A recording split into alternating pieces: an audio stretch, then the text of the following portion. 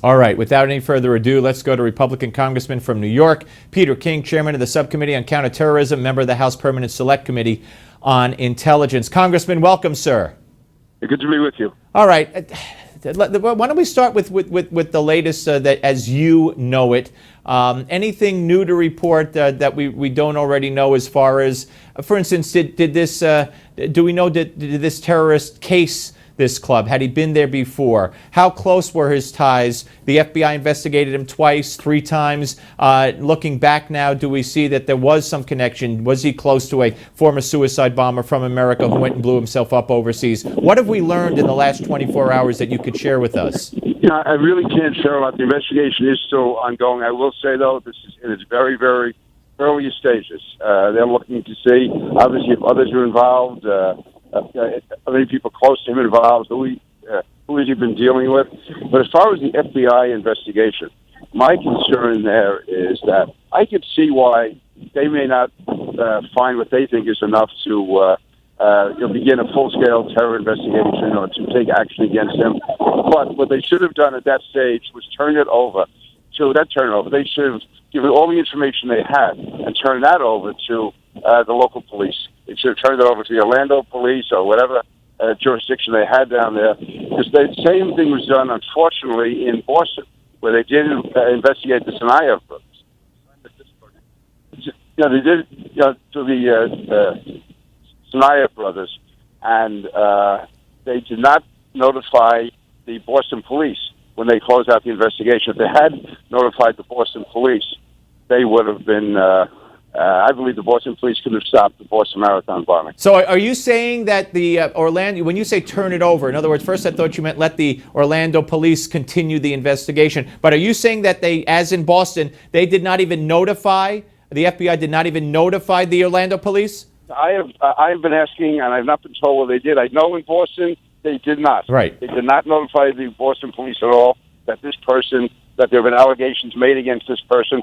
And the fact is, the FBI, no matter how good they may be, no matter how hard they try, they don't have the people on the ground the way the police do. The detectives, the undercovers, the sources.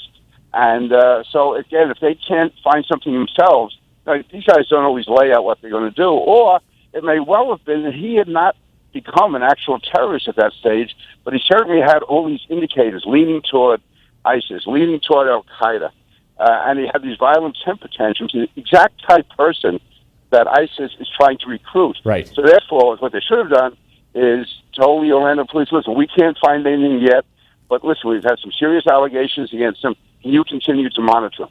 Yeah, okay, fair enough. Let me ask you, your former colleague in the House of Representatives, Barney Frank, openly gay, said today that the Orlando shooting reinforces something you've talked about, the need for surveillance of what he called the Islamic element.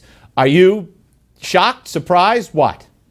Actually, there's always some intellectual honesty with Barney Frank, and I think maybe it took something like this to drive this point home to him. But the fact is that I am pleasantly surprised. I certainly welcome Barney as an ally on this if he wants to pursue it further, because we are not going to be able to know, especially with these lone wolves. One of the only ways we can really find them is by people who know them in the community, or by having people surveil them. And so, yes, there should be surveillance. I've said before, in mosques, in the communities, the same as was done when the FBI was going after the mafia. The same tactics should be used against the Muslim community, because the Islamist threat is coming from the Muslim community. If you're looking for the Ku Klux Klan, you don't go to Harlem. Right, absolutely. And so it's just common sense. So if that's what Barney Frank said, then I'd fully support him on this, because it's common sense police work. It's not profiling. It's not bias. It's not unconstitutional. It's just very, very common sense police work. Congressman, on the issue of this guns, I want to put up a tweet from Hillary Clinton, which I find irony in. Maybe you will too. She put up there, if the FBI is watching you for suspected terrorist links, you shouldn't be able to just go buy a gun with no questions asked. I find that ironic that the FBI is investigating her and she's being able to run for president. You could comment on that if you want. But, you know, the gun owner, where this gentleman bought the gun in Florida, he stated, this guy, to buy the long rifle, he underwent a 3-day background check. He had to wait. He did everything according to the law. He had a background check. He had a waiting period, the whole thing. How do you feel? If someone is just under FBI investigation or any investigation, should they lose their Second Amendment right or not?